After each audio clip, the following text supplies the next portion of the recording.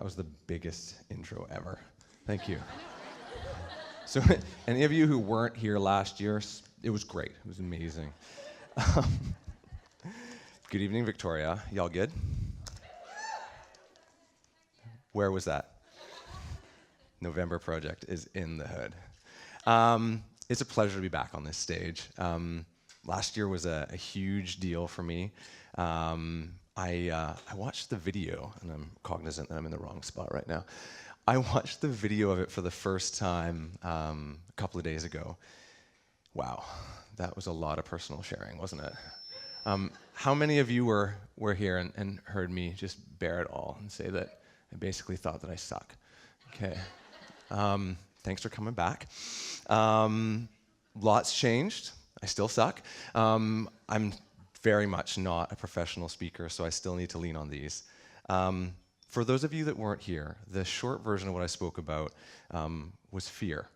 I spoke about my belief and the belief of others, that it is our fears that not only impede our actualization of the things that matter most to us, but in fact our fears can help to illuminate those things.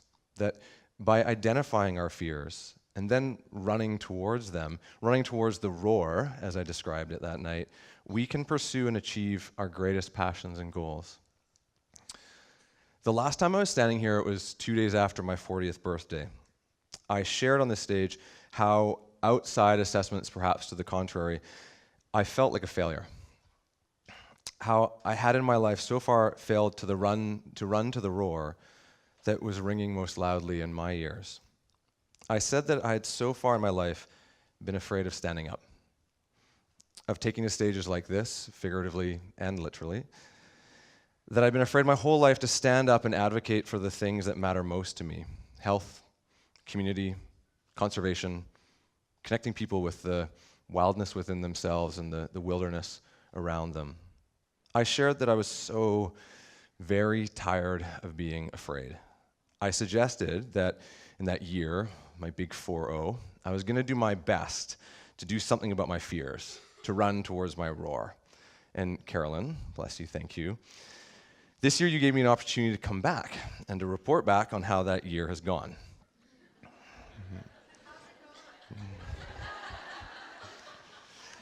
Well, for months after that late January day, I didn't run. I stood still. I remained immobilized. I tried to push the crashing sound of the thunder of my desires outside of my head. I remained very afraid. But then, critically in that time, one thing changed, and it started on this stage, as those of you here know.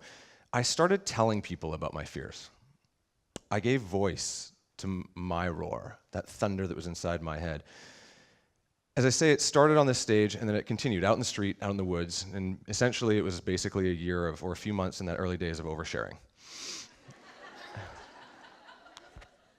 And just admitting to people how I felt and what my desires were for my life. And then in the summer, something magical began to happen. I started to meet people, more people, and in sharing my roar, some of them heard it, and some of them shared that my fears, my roar were theirs also. And some of them even told me that they were keen to share in that running towards it. I met Shannon Kane, who's somewhere in here. Yeah, sister. I met Shannon and the rest of the Victoria Lemon tribe. Big love lemons. Fuck yeah. And we shared our desires, Shannon and I, to support our Victoria community to achieve its best, fiercest fitness, and through that fitness, enable our community to better explore and connect with the incredible wild places in our Vancouver Island backyard. We launched a Victoria chapter of something called the November Project. More in the hood. Look, Rachel, Sunday morning, 6:29, steps of the Parliament building. You're invited. Everybody's invited. Free fitness. We're a small part, well, we're not that small, of a global movement that's disrupting the way communities think about and actualize fitness. And with the help of this amazing community, we have built it into the fittest, fastest growing November Project tribe in the world.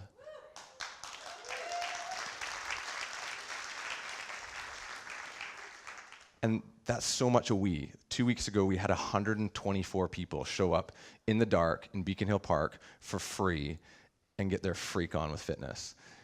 And it was so rad. Later that fall, I heard from an old friend who's 10 years my junior, and he's not here, so I can't shout out to him. And he told me that he'd always wanted to run through the mountains and coastal trails like my partner Jenny and I do. That he had an idea of how to use trail running as a vehicle for environmental awareness and conservation. He asked whether Jenny and I would join he and his team in something called Running Against the Dark to shine a light on the plight of the Walburn Valley, which is southern Vancouver Island's last remaining old-growth forest. It's slated to be logged in the coming months. And what will happen is that in minutes, with those saws, trees that have taken 1,000 years to grow and the ecosystems that have grown up around them will be gone forever. And we'll never have a chance, and our children will never have a chance to experience them. Nobody ever will again. And we want to put a stop to that. And so a few weeks ago on the winter solstice, we ran through the valley and we raised a bunch of money for advocacy groups. We're in the process of producing a video to better tell that story that we'll be launching next month. Through these incredible experiences and with the help of these incredible people, I learned more about the process of living the life of our desires. I learned that while listening to the roar can indeed help us to illuminate our greatest goals and desires, it's the running, the actions we take that matter most. I learned that the first of those necessary actions is to articulate our fears and desires, as I did on the stage last year, to shed our egos, to embrace vulnerability, and to share the places we wish to go. I learned that those travels, the paths we take towards our goals, are rarely trodden alone. It's a shared path. It's a shared effort that leads to success. Because the things I've spoken about, I've had none of them. I've had no successes on my own during this year that, yes, has been, that big 4-0 year has been the most rewarding of my entire life. The things that I've played a small part in building that have allowed me to feel for the first time in my life that I'm living the life I was meant to, but that I was up until this year not living, have all been built through partners, friends, and community. So this is for you. Carolyne, you and your Victoria Yoga Conference, you cajoled me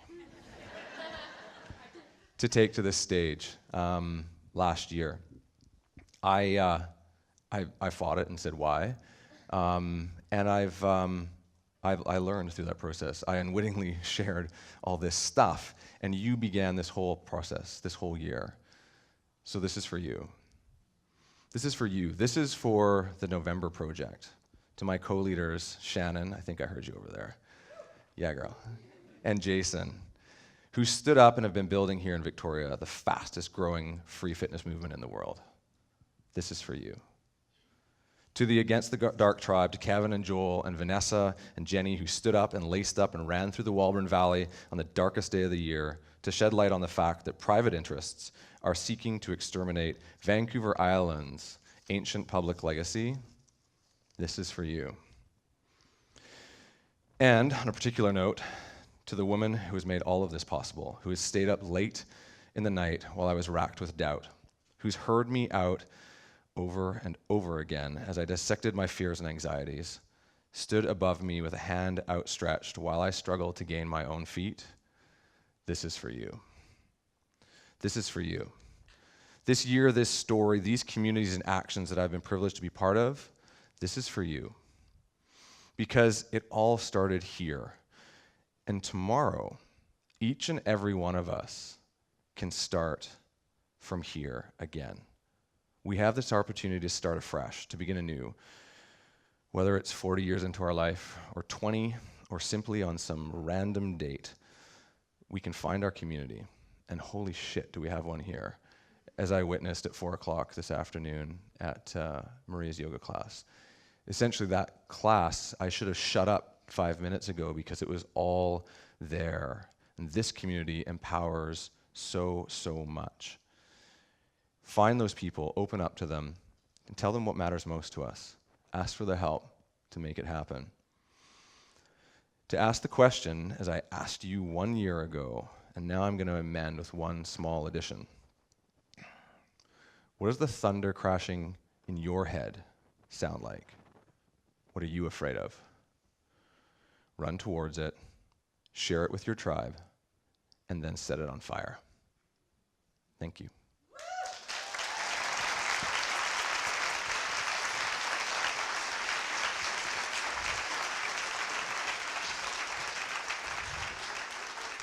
What? Yeah, so what about the poem? It's a poem. Remember last year you committed to running to the roar, facing your fear. Right, and one of those was writing an original poem and standing up and... Right here. Right here. Well, I didn't find anybody to help me out with that one, so... So I invited you back to, do it wasn't your for all poem. of this? No? Do you want me to come up with something? Sure, that would be... Rumon, do you need help with this one? Yeah, can you help out a little bit? You seem a little scared. I'm a little nervous, just a little bit. Just a bit? Just a little bit. What are you so afraid of? I'm afraid that anything I've prepared is gonna suck. Really? I just don't think this is a place to be scared. I don't think you suck. What are you really afraid of? I'm afraid there's a good chance these folks will laugh at me.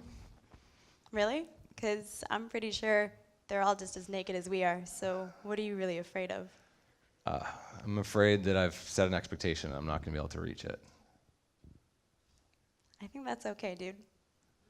I think that now is as good a time as any just to get a little messy. Got the jelly legs going. Same. Samesies. Yeah? You cool if I join you up here though, Rumon? Okay, let's do this.